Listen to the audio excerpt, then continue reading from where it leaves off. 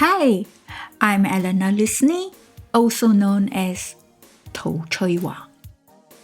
I started this podcast to explore identities, my own, with guests who share my ESEA, East and Southeast Asian identity, being from the East by heritage, and adopted and adopting by Western cultures.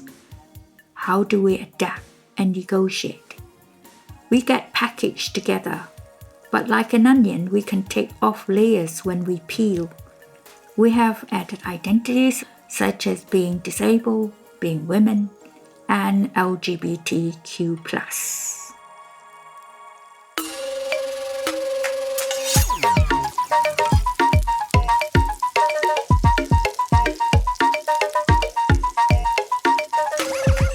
Hello, today we have Ling.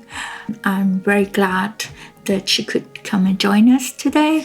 She used to be my personal assistant for 4 or 5 years, and I'd like to ask about her work with me and being a single mom, and also what it means to be an East Asian, Vietnamese, both people, kind of history and different impacts it has on her.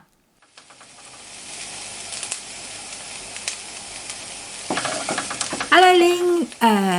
Nice of you to come today. Thank you very much. And I think we maybe can have an introduction from yourself. How did we meet? I'd rather you tell it.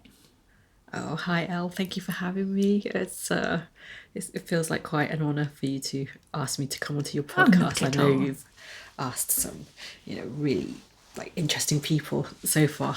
You are interesting. I don't usually think of myself that way because I'm just, busy getting on with life. Most people do that, yeah. Most women do that. Yeah. Anyway, we met about 4 years ago. Yeah. To a Gumtree advert. Yeah, it has been about from 2017, I think, is when I saw your advert on Gumtree, and I thought, oh, that sounds right up my street. I can do that. And it was a PA advert. Yes. And I think what got me is you said one of your children say you're the best cook ever. That would have been my daughter, obviously. Yes, I remember being quite. Oh, I just thought, I'll just try it because your advert sounded quite personable as well, and I thought, oh, you sound like a nice person to work for, and also it's local, and I could do it during school hours. So I just thought, I just put down what came to mind, and what did I say exactly? I said something about my cooking, and one of my kids thinks my cooking's out of this world or something silly like that. Yeah. At that time, I was looking for PAs. I have moved to London not long before and needed to find some PAs to help me adjust, I suppose, to London life. And at that time, I didn't really know that many people in London. I mean, I do, but not locally, not in Greenwich. Tell us a bit more about yourself. I mean, I know bits. It is strange, but actually we never had this conversation. I know that, you have 2 children, and you were working, one of the reasons you were working for me is because one of them was still school-going age and it fitted in your work hour times. But you had other part-time jobs and you're a single mom. Mm-hmm.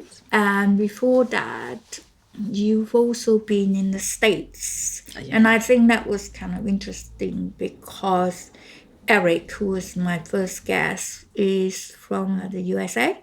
So I was thinking it'd be interesting for you to sort of compare from the identities perspective how you felt about being, they call it Asian American over there, how you felt about being ethnically Chinese but with a Vietnamese name in America? And whereabouts were you in America? I can't remember. I always get the thing wrong. Well, yes, I did spend about 3 years living in Ohio, and it was an interesting time. I really did enjoy it, but also there's some bittersweet memories attached to my time there. Initially, I went over there because I had met somebody and we had gotten married, and I was really young. I was 21, 20, no, 22, 23, really young basically, and I had my 2-year-old daughter with me at the time, and we just thought it'd be so romantic to go, live in the countryside in Ohio and have this idyllic way of life. It was nice. We were homesteading, so we lived in a cabin without any running water or electricity, and we chopped firewood and carried our water, and we grew food. We did try to raise rabbits as well, but that didn't work out because they wouldn't do what rabbits are famous for doing. So we had no baby bunnies.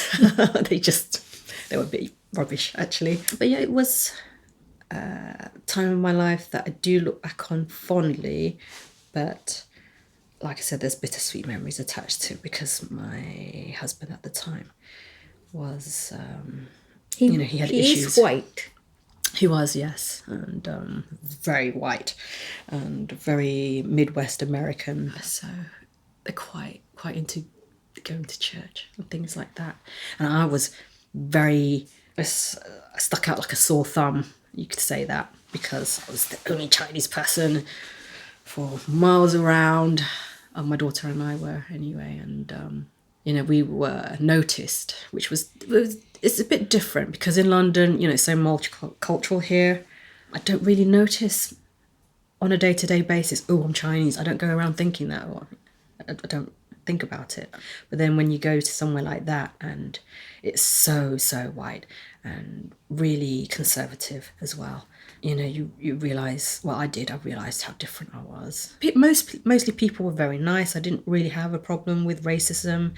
I guess, I don't know, I think you call it reverse racism now, where they're just really nice about how Asian you are and how much they love Asian food. I got that a lot. Oh, I love Chinese food.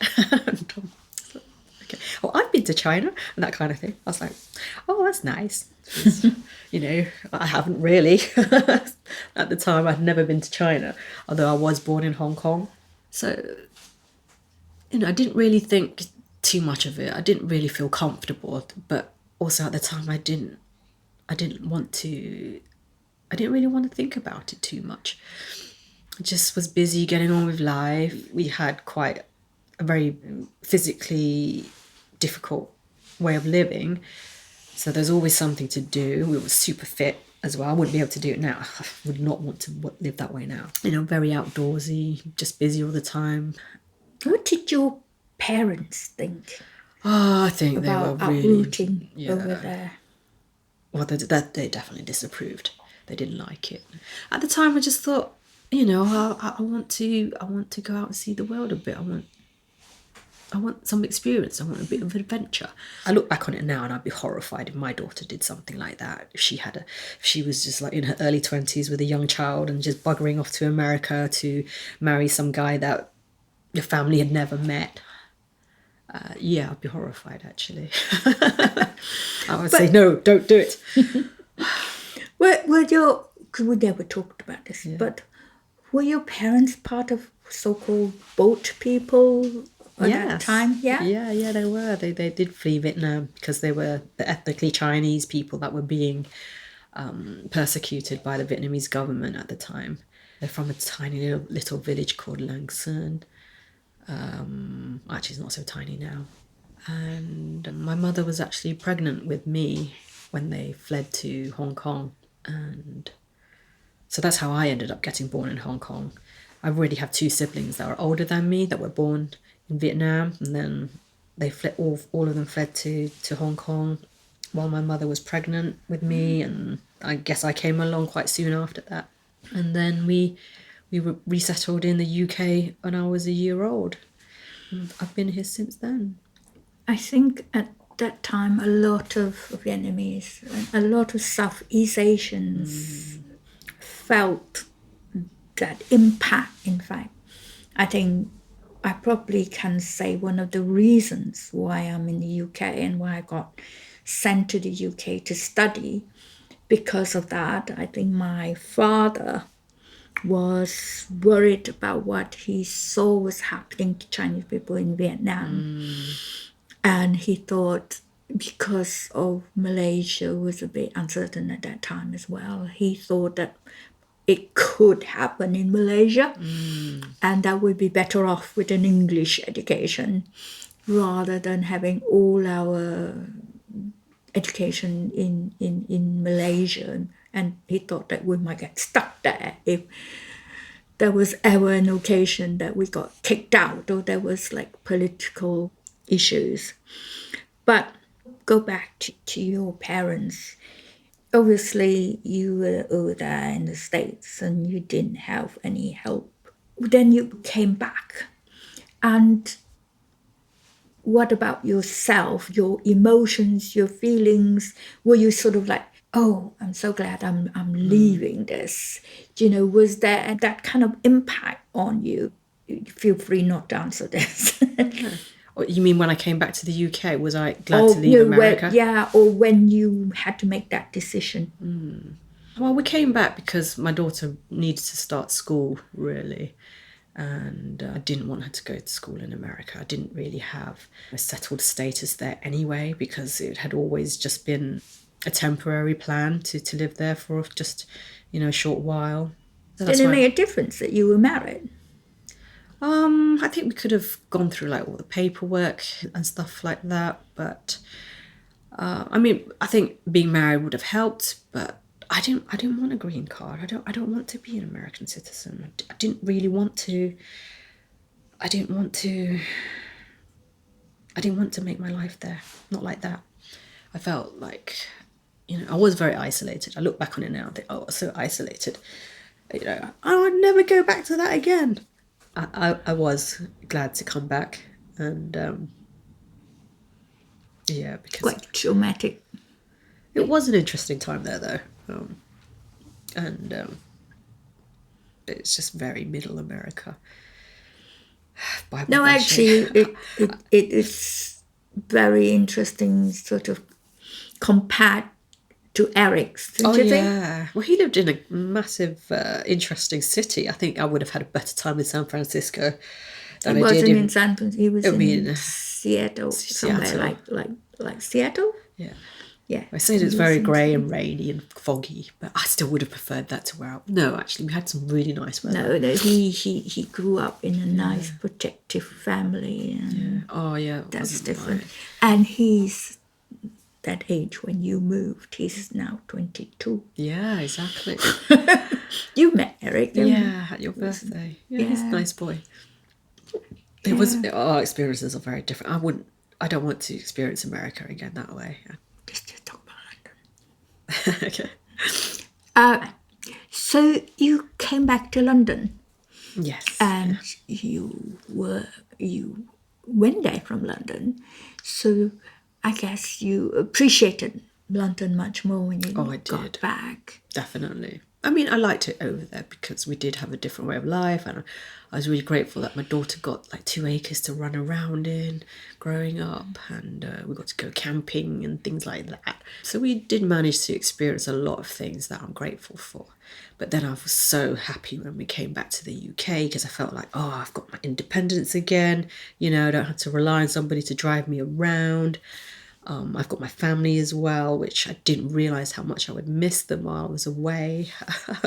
And when we came back, I mean, my parents are not demonstrative physically anyway. I've never seen them hug each other or say anything remotely affectionate to each other. But I actually hugged my parents as soon as I saw them, which is actually really unusual. And I could tell that they were happy to see me. I left my parents when I was young as well. I went to come to uni here, and I think I didn't realize how much I missed them. And in those days, there was no WhatsApp, so you actually physically have to make a phone call, and they were like, I think at that time was like, what, £10 a minute? Yes, I remember. It was expensive to make overseas calls then. Yeah. So, I think I still wish that there was WhatsApp or something similar in those days.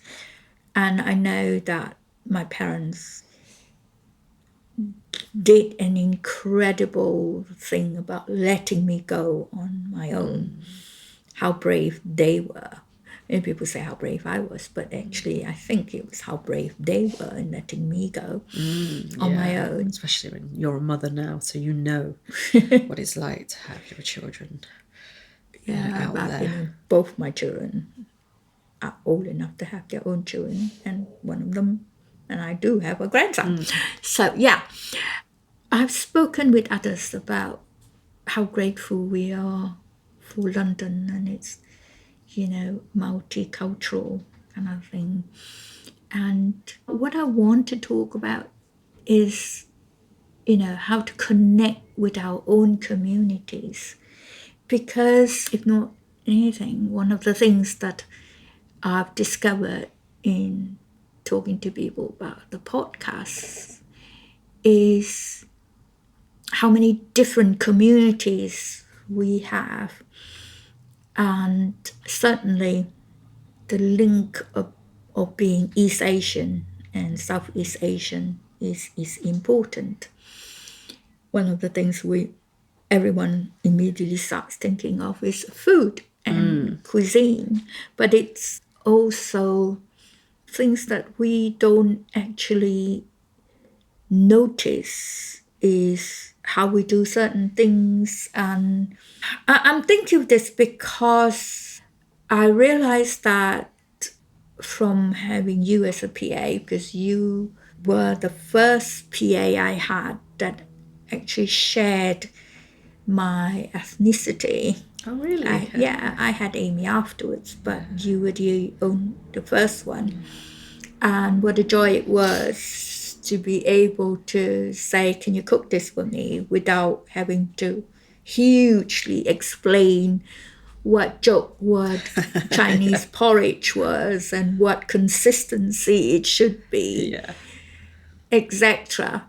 And I think it never occurred to me before, because as a sort of disabled person, disabled woman, and who needs personal assistance, or some people call it carers, what difference does that make? I'm also thinking that because most recently, in fact now, I also temporarily have a PA who doesn't speak English much. And I find it extremely tiring, and at the moment my energy levels are not great, to have to explain everything because she doesn't understand. Even simple things like, this is a plate and this is a bowl and this is a dish. English is not my first language, so I'm quite sympathetic. But it's also my level of energy exactly, that I need to be able to say, yes, I do this way, or do that way. I mean, she doesn't seem to know how to cook cauliflower cheese. I know that's not the most easy dish, but most people, I think, have a concept.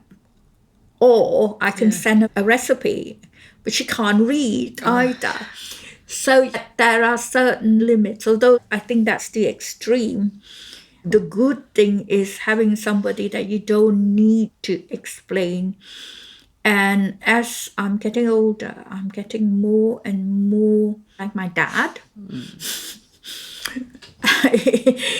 When he was older, I didn't realize how much alike we are. For example, I like my food plain. I like the ingredients very fresh, but plain. So even though I might have appreciated curry, these days my stomach can't take it. I think it's also, I appreciate also your relationship with your parents. And I know that your dad have a sort of similar kind of diabetes issues and stuff. So you knew where I was coming from.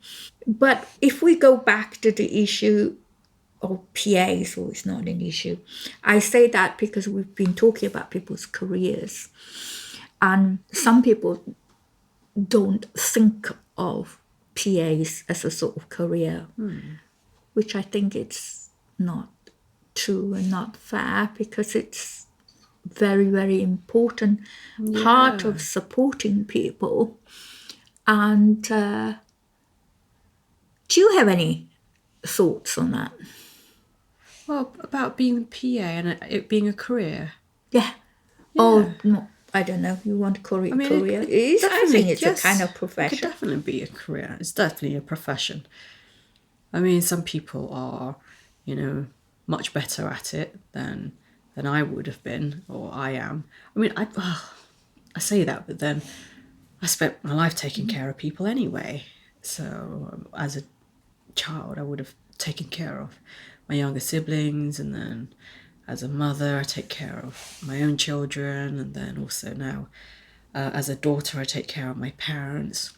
To a certain extent, my siblings as well, because I still take care of my siblings, I guess, because sometimes they just have some issues that they will come to me for help with. Just, it's not like, medical advice or anything, just sometimes some lifestyle, health advice. They might ask me this or that about dietary issues, or what could be causing this and this pain in them.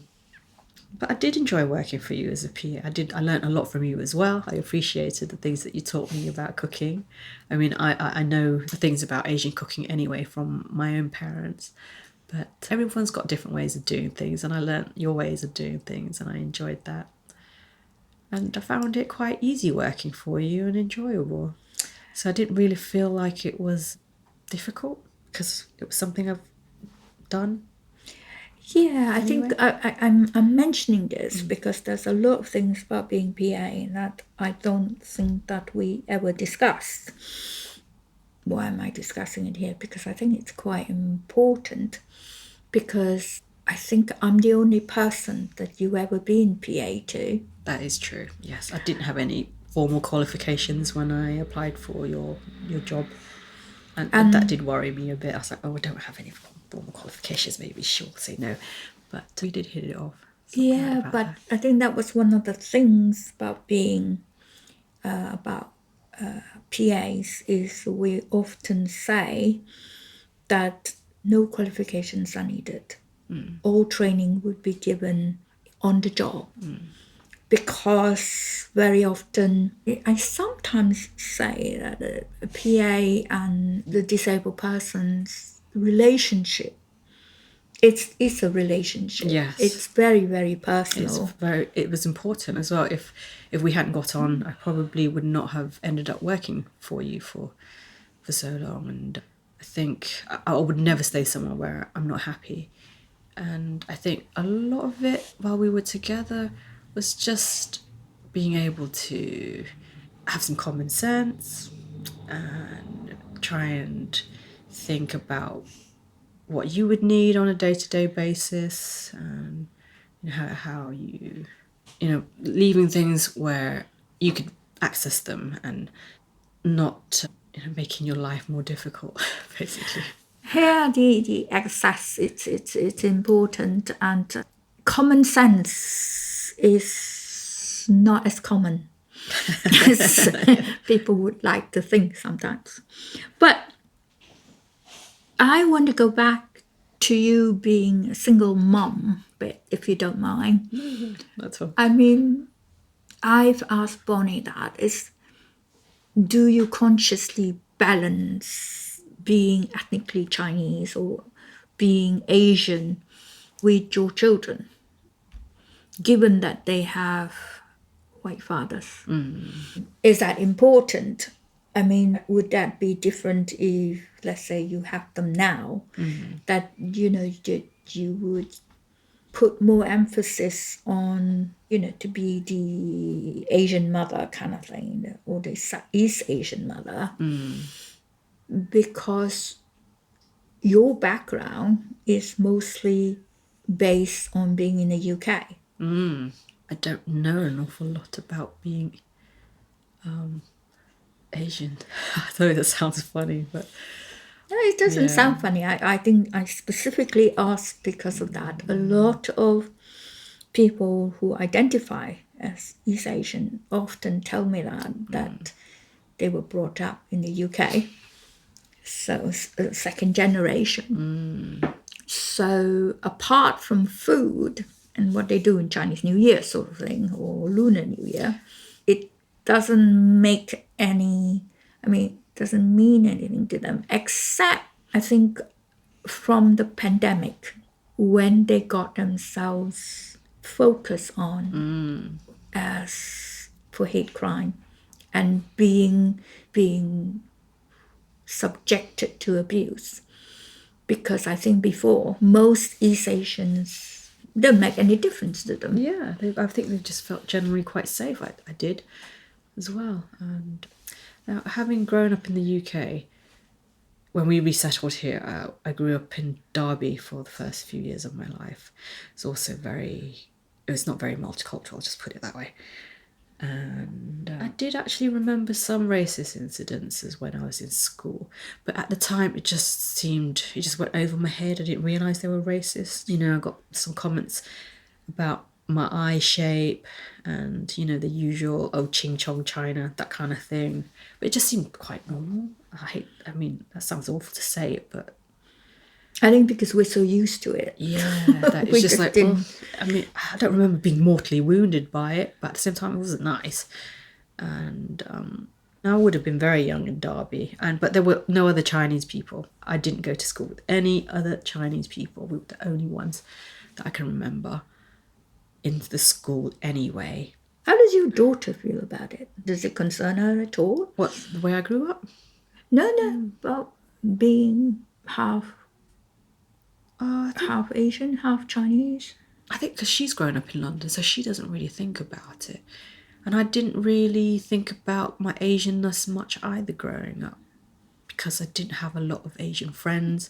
It wasn't really until I went to primary school here in London that there were a few other Chinese kids in my class. But they were all like me. They grew up here. We all spoke English. We didn't speak Chinese with each other. We liked to play Nintendo. And we were just kids, really. We didn't think about ourselves as being Asian. We all had the getting excited about getting money on Chinese New Year in common, of course. That's why kids like it. It's because of the getting their red packets. And I think, but that was about it. I see that because I think because of the work, the EBR and racism and violence against East and Southeast Asian communities that I kind of belong to, because of the work by other prominent East Asians and the ASEA community, that rise a consciousness about that shared identity. And I'm wondering where it would go to, because, having many friends who belong to like the Black History Month and Black Lives Matter, of course it's not comparable, but it's a sort of wondering if that kind of consciousness would come, the consciousness of a common identity. I don't know where that's heading and if it's heading anywhere, but it seems there is a start of that. Let's go to your next step. You stop work with me because you are doing a degree in acupuncture. Yes. Which is very much Asian. It is. Very much kind of from that tradition. So tell us more about it. I haven't spoken to you about it either, so it'd be interesting. Well, I decided to do it because I have always been quite interested in maintaining health anyway, and not necessarily alternative health. I'm just, I like to be able to look after people, look after myself, and help them feel better, and help myself feel better. But it is a very Asian thing to do. I remember, because I do Tai Chi as well, and I've done Tai Chi for like over 10, 15 years now, I think. Gosh, that's a while. But and somebody suggested it to me, and I was like, oh no, I don't want to do that. That's just too, stereotypical Asian. But it's interesting. That is how I got into doing acupuncture as well, is because in Tai Chi, it's a martial art. So we learn how to attack acupressure points. And I would think, why does hitting this spot make somebody feel worse than just hitting another spot? So I did start looking into it more, and you can use the same points to hurt somebody, but you could also use the same points to help somebody too. And I think I got it more interested in that as I got older. And also as I get older, another thing that I've noticed, that I am noticing my Asianness more and becoming more interested in it.